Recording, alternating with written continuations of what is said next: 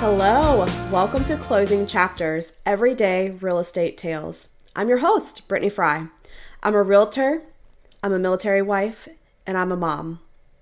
Join me and come transaction by transaction throughout my real estate career starting back in 2016 to hear about the highs, the lows, and the unexpected turns along the way through all of my customers.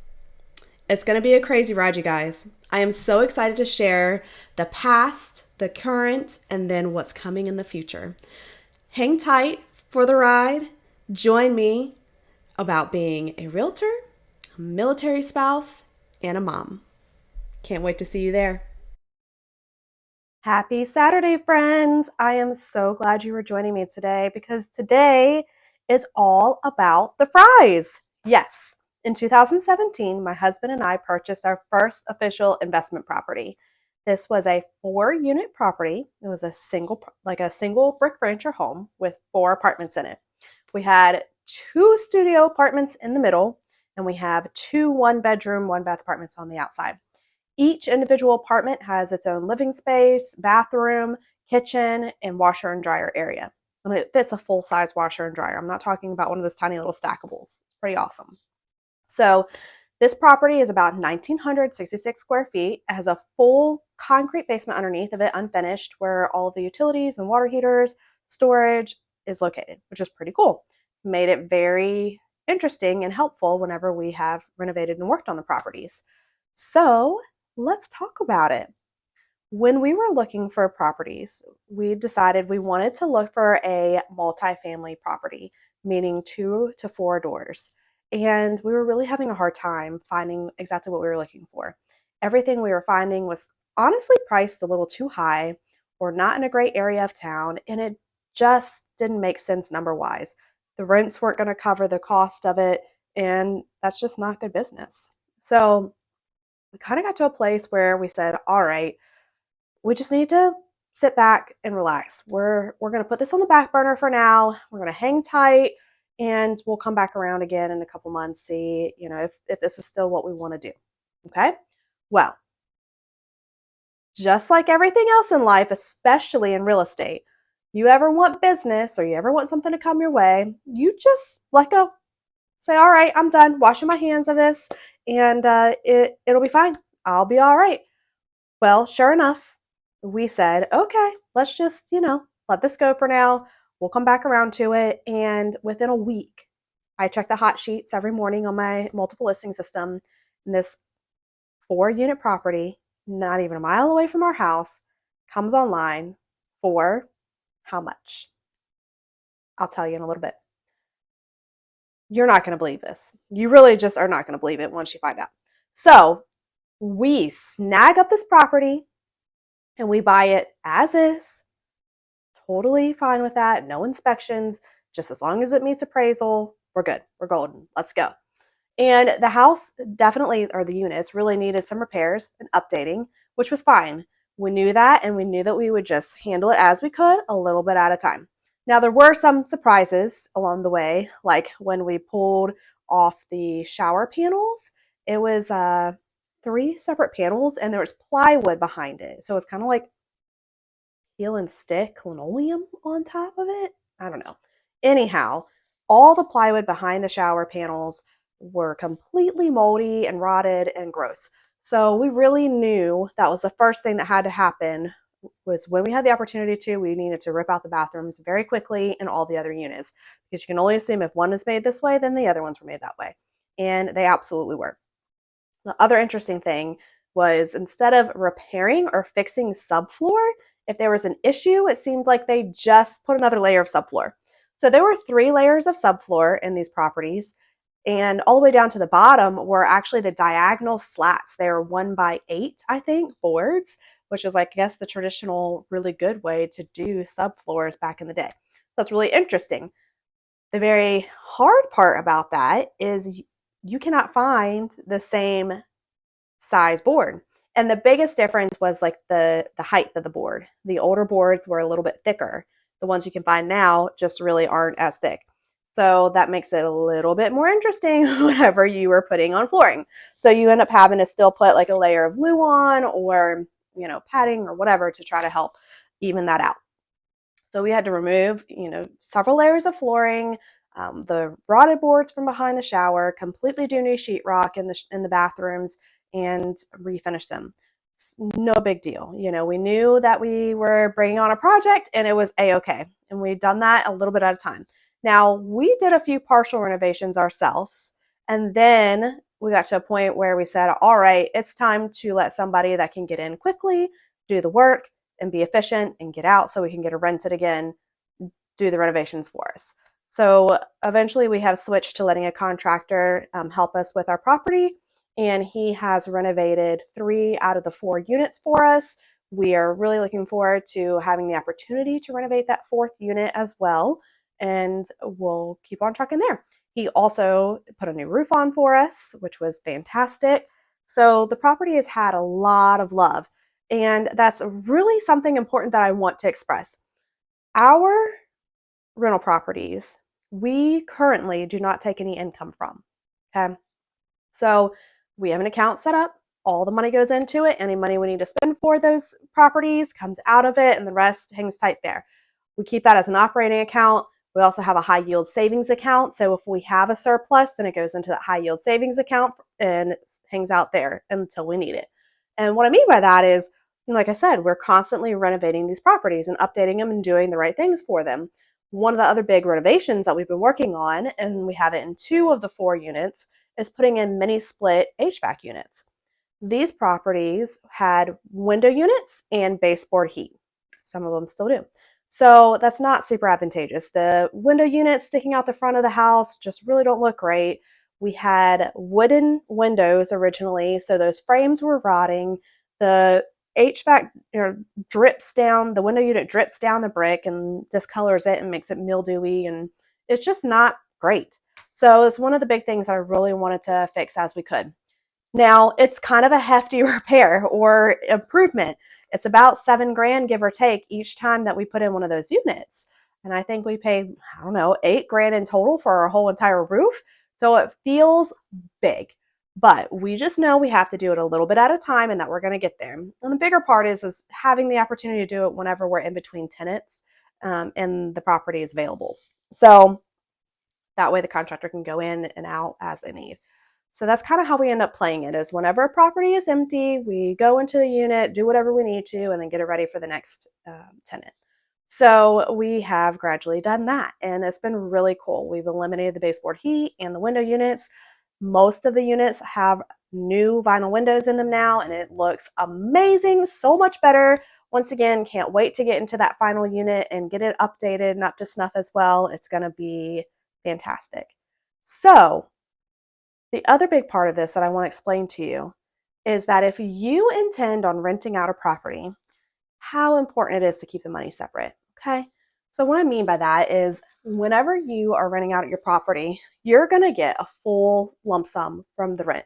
So let's say the amount that you're going to get is $1,500 a month, okay?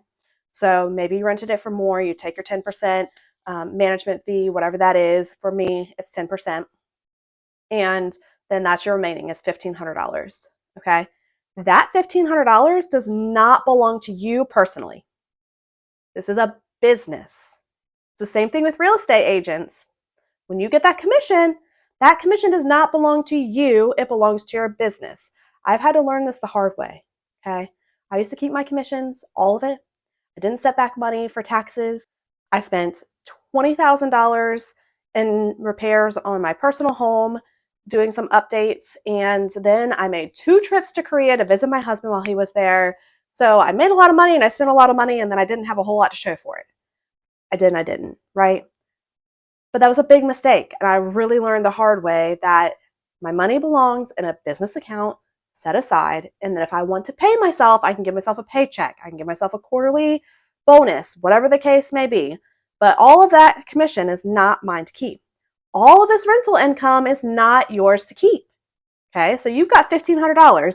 There's more than likely still a mortgage on this property. So you need to pay any of the bills on this property, the mortgage, potentially trash pickup if you've agreed on that. In our 4-unit property, for some reason, all 4 units are on one water bill. They're not separate. The electric is. There's separate electrical boxes for each unit, and they all have their own electrical bill. Water? No. So we pay the water bill. So we factor that into how much we're charging for the rent. We also provide trash pickup because, once again, it's 2 studios, 2 1-bedroom apartments, typically speaking, only 4 individuals. One of our 1-bedroom apartments is actually an Airbnb now. So full time, we only have 3 individuals. It's 3 single gentlemen that are in our other 3 units at the moment. So that's not enough trash to warrant having 4 big trash cans outside and making them all pay for the same trash quarterly. So we, once again, have that as part of the lease, and that's an explanation of, what the rent charge is, and we pay for that quarterly. So all of that has to be accounted for. Okay, same deal. Airbnb, we're paying for the electric bill every month. We're paying for internet there every month. We pay for cleaners to come in and flip the property. All of that has to be accounted for. And you also need to have a little bit of money set back for maintenance. What if a refrigerator goes out and you have to replace it? In our Airbnb, we have a washer and dryer in there. I've had to make repairs to that, to the dryer specifically. So anyhow, you always have to have something set back and ready to go for you. So that's why we have that high yield savings account. We keep all the money in there that we might need in the future and let it build some interest. And then we have our operating account that covers our normal monthly bills. Okay. So the reason this is so important is if you decide to keep that money in your account and you say, oh, I'll pay the mortgage out of it, it's fine. Well, let me put this into a military family's perspective. You are getting ready to PCS, permanent change of station. You're moving, okay? Your non-military spouse had a job at location A. That job is not following to location B. So you are losing an income, whatever that may be. It's expensive to move. On average, for us, it's cost about $5,000 each move, give or take. Sometimes more if we had to stay in hotels longer. But in general, that's what it's costed us. So let's say a minimum of $5,000 for your move. Then you're trying to get into a new place. There's some costs to furnish, to clean, to do security deposits, down payment, whatever that may be.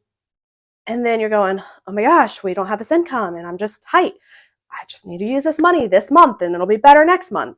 And you use that whole $1,500 to pay off your credit card bill.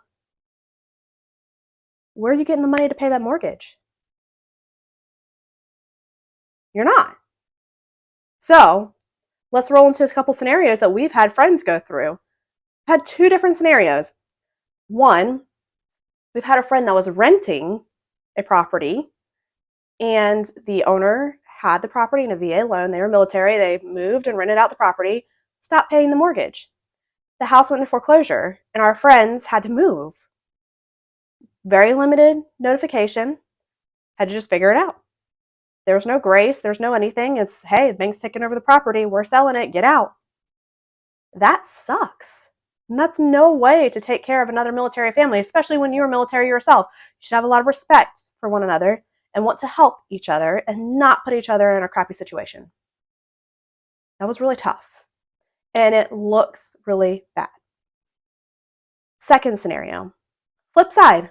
We had a military friend that was moving. He was actually getting out of the military and he decided he wanted to rent his house. Well, he moves away. He and his wife separate. They get divorced. He's in a pickle. Starts using the money to live life or do whatever he needs. Doesn't pay the mortgage. And I start getting messages from the property manager at the time saying, hey, your buddy, his tenant, is getting letters in the mail saying that he's not making the mortgage payments. He's not responding back to me. Could you reach out to him? Come on. That put me and my husband in a really bad situation because we were the one that set it all up. We said, hey, property manager is awesome. Come, they'll take care of you, da-da-da. And we trusted our friend. And we also told him exactly what to do. We told him the same scenario. Like, you need to keep the money aside. Pretend like it's not yours. Pay the bills out of it. Hold on to it. Save it up. There's going to be repairs. There might be something you need to do. Make it a savings account. All in one ear and out the other. Thankfully, he made it right and got it taken care of. But what if he didn't? Then our friend is the one foreclosing and putting somebody else in a pickle. And his current tenant had been there for over a year and was in their second year of leasing that property. They were loyal to him and doing all the right things. Not a fun position to be in, friends. So it's really important that if you are going to rent out a property, that you think of it as a business and a business only. This is not your personal income. Now, if you have really good margins, let's say you're making, after all bills are paid, and you put a little bit of money away in a maintenance account, let's say you're clearing $750, $1,000 a month, extra, and you just say, all right, I want to give myself a $500 paycheck a month, and then I'm going to keep that extra $250, $500 still in a high yield savings account or in my operating account to make sure I have a buffer each month. Then cool, great, whatever. If that's what is best for you in that scenario. Right now, we're not in that position. We just keep all of our money in the same account and take care of our properties. That way we never have to worry about, how am I going to pay the bill for this? It's always there if we need it. And additionally speaking, we have made large purchases or spent large sums of money on our properties at a time. So we let it build up, and then a tenant moves out, and then we do a renovation, and we pretty much deplete our savings account, and then we start it all over again. So room for thought, okay?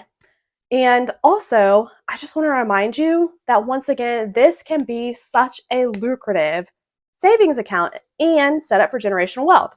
In the last episode, I explained to you that our personal property that we had in South Carolina that we lived in, and that is still a rental, we have that set to kind of be our daughter's property. So when our almost 4-year-old turns 18, then we can choose if we're going to sell that property, stick the money in a high yield savings account or something of that nature. Are we going to keep the property and keep renting it and have a monthly stipend for her that we start putting away or giving her some of it? What does that look like? Well, this property will be for our son, who is 16 months old. So we have 16 and a half years before he turns 18. It's currently in a 30-year mortgage. Our mortgage payment is $850 a month. So once we finish renovating this last unit, maintaining the property a little bit, and we start having some additional income, get those 2 mini splits in the other 2 units, then we can make the decision to start chunking some more money towards the mortgage. So if it's $850 a month and we can pay $1,200, $1,400, $1,500 a month, then we can definitely pay off that mortgage before he turns 18. How cool is that? So we may have 2 properties paid off by the time our children are adults. That's a really good feeling as a parent to know that we're going to have that flexibility. If our kid wants to go to college, if they want to go to a trade school, if they want to go travel around the world for a little bit, then we can help with that decision. And recently, I heard Alex Hormozy say, and I think I said this last episode as well, but I'm going to reinforce this because it's so important.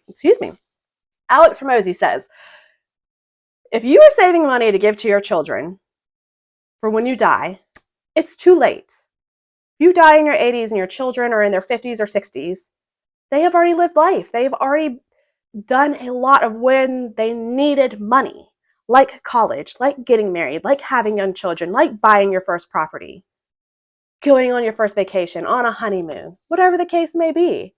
So if you want to support your children, you need to be able to do it when they are young adults and they're living life and going through the experiences, and you have the opportunity to support them in that facet. This is an excellent way to do this, okay? Excellent. What better avenue to get $100,000, $200,000 in one lump sum for your children than to buy a property before they're born or when they're born and make a plan of action to have it paid off by the time they're 18? If your rental serves no other purpose than that, you don't bring any income in, you hold the money, you put money back into it, the rentals pay for themselves, as long as they are self-sufficient, who cares if it's close margins? Our single family home that we lived in, we refinanced it into a 15-year mortgage, and I think we talked about this. So that mortgage, our rent is $1,550 a month. We have a 10% referral fee, and then we get the remainder. Okay? So we get $1,400 and some change. Our mortgage is $1,100 a month. We do not have big margins on that property, but it is a 15-year mortgage. It will be paid off before our daughter is 18 in full. So it's okay. It covers itself 100%. So we are A-okay with that. Now our quad, our 4-unit property, we make anywhere between like $2,400 and $2,600 a month on that. Why does it vary? Because we have the Airbnb. So we have 3 units, our 2 studios, and one of the 1-bedroom apartments that are long-term tenants. They're all in a 1-year lease. And then we have the extra 1-bedroom apartment that is set up as an Airbnb. And that Airbnb typically brings in as much income as 2, if not all 3 of those other units combined. So we are doubling our rental income by having the Airbnb. If we would have known that, we would have done that a lot earlier than 2 years ago. We were so nervous to take that step to set it up as an Airbnb, and now it's one of the best decisions we ever made because it has helped us get through renovations. It's helped us be able to afford doing the mini split units, and it can carry the whole entire property. Just the Airbnb alone, typically what we make on it a month will carry the whole entire property. But let's take the Airbnb out of it. Let's say we have a really bad month, it doesn't rent. As long as 2 of my apartments are fully leased, then I'm okay. It pays for it. So this is the beauty of having a multi-unit property. And let's go back to VA for a second. My military folks, did you know you can buy up to a 4-unit property with a VA loan as long as you live in it? So if you are okay sharing walls living in a multi-unit property yourself, you could purchase one with a VA loan, no money down. You do have closing costs, but as long as you live in one of those, then you are essentially living for free, folks. They are all paying your mortgage, all of your bills. 1, 2, 3 other tenants? Holy cow.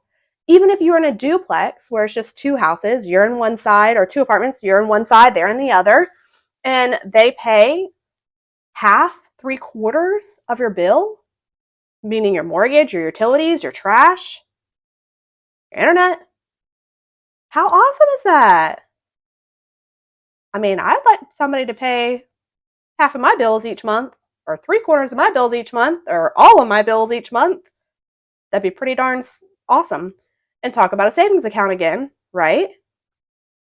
That is absolutely an insane way to be able to put back money super fast. So let's say you do that and you either pay your bills or whatever have you and keep that rental income in a separate account, put it in a high yield savings account, let that sucker build up. You have a down payment in no time for another property. Go buy yourself another multi-unit property, friend. Let's go. And I also want to express the difference between a single family property and the multi-unit property. So I just told you we make $1,550 a month on our single family home. And then we make $2,400 to $2,600 a month on our quad. Okay. Our quad is very small apartments. They're like 600 square feet or like 400 and some change, studios and 1 bedroom. But because we have so many of them, it adds up to be more, almost double than what we make on the 1 unit. And our single family property is 1,600 square feet. This one is 1,966 square feet. So they're not that much different. It's just that we have that multiplier effect. Okay. So, and at that, this is the beauty of this too. We are affordable. I like to say that we're affordable.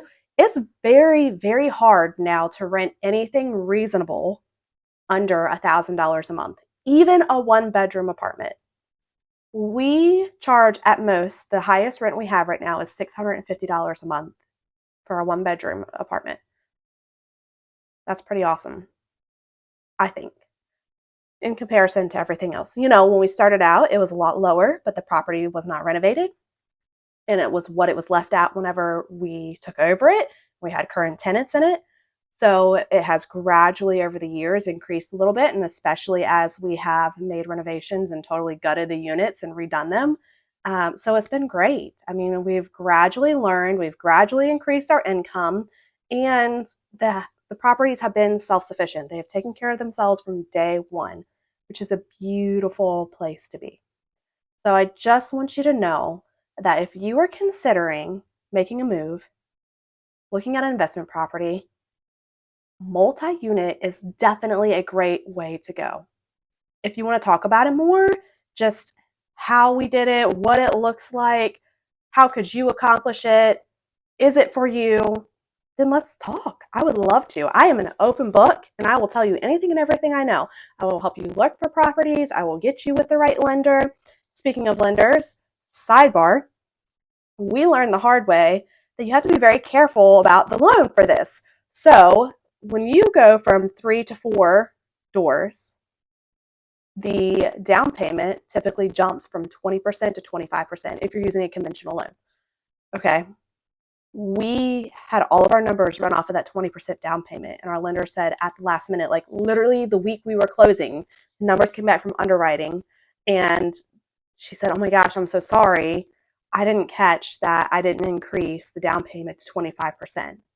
So we had to come up with more money on the fly. Thank goodness we had the money. But you need to ask those questions and be clear about that. We wouldn't have known any different. We just knew, I mean, whatever the lender was quoting us is what we were expecting, and we thought we were okay. We didn't know that there was a rule either that once you switch from 3 properties to 4 properties, that down payment increased. So we didn't know to check for it or to see that there was an error. So that was a really big learning lesson for us. And that just goes to show, once again, when you're talking about working with a realtor for an investment property, when you can work with one that hasn't done it themselves, then they have experienced some of these nuances. They've went through some of these hardships and had these errors or mistakes that they've discovered or learned about along the way. So that makes us a valuable tool in making sure that you're well educated, that you have great contacts along the way, and that we're working alongside with the other vendors to make sure it's a smooth, seamless transaction and very well educated, trusted, solid relationships along the way. So there's a lot to be said about all of that, but at the end of the day, this is an amazing, amazing way to have a savings account, to create generational wealth for the future if you want, to create a retirement for you in the future if you want, whatever the case may be. And I'm going to tell you it looks different for each property, okay? Those 2 properties we plan on hanging on to until at least our children are 18. We have another property that we are intending on only renting out for 3 years. My husband retires in 3 years from the military. How crazy is that? And we're so excited for that. It's going to be a really big new phase of life. Now, when you retire, you move again to wherever you want to retire to, typically speaking, unless you're staying in the same location and you want to stay in the same house and whatever have you. But a lot of times you're making a move. So we have decided that we're going to use that property as our kind of retirement starter kick. Or kickstart, I guess would be the better way to say that. So we're going to sell that, have a lump sum of money to either get into a new property, live off for a year, because if we do things right, it should be about a year's salary for him, a little bit under, but very close. So that gives us time for his retirement paychecks to kick in, for VA disability ratings to happen, for him to decide if he wants to get another job, what other type of job he wants, for me to get settled and get my real estate business going in whatever that new location is. It gives us flexibility, which is pretty amazing. Do you know how stressful it is to think about I'm retiring and I don't even know where my income source is going to come from anymore? And when you retire, you don't get your full paycheck anymore. It's a percentage of it. And it varies depending on how many years you're in, what your rank was, da da da da. So there's a lot more to it. It's not a straightforward, cut and dry situation. And it takes time for some of that to process. So there can be a lapse between your last active duty paycheck and your start of retirement paycheck. So do you have a plan for that? If you're military and you're retiring soon, do you have money set aside for that transition of life? If you don't, you need to. If you have another PCS in you, permanent change of station, you could be doing this. You can hold on to a property, rent it out for a while, have a little nest egg saved up for you, sell it by the time you're retiring, or if you're making enough money on it and it's covering it and you have a little additional income coming in and that's helpful to you, then keep it that way, whatever you choose. But either way, make a plan and use it to your advantage. This is a business. I'll leave you on that note. I cannot wait to tell you more. Please reach out to me and talk to me about these investment properties, the multi-unit properties. I cannot wait to share more knowledge with you on this. And I can't wait to have a one-on-one conversation because this is such a fun topic to discuss and to plan and dream and see how it could look like in the future. And I love discussing this with other people because I want you to be successful. I want you to have generational wealth. I don't want you to have to struggle financially. I would love that for everybody. I want everyone to be set up and to have a system in place and know that they're covered and not have to worry about what comes next. I hope you guys have a great day, fantastic rest of your weekend, and I cannot wait to talk to you on Wednesday. Now, you're going to notice I'm not in my normal location again. We are traveling this weekend, visiting family in Indiana. Next week, we will actually be in a different location again, and we'll talk about that on Wednesday.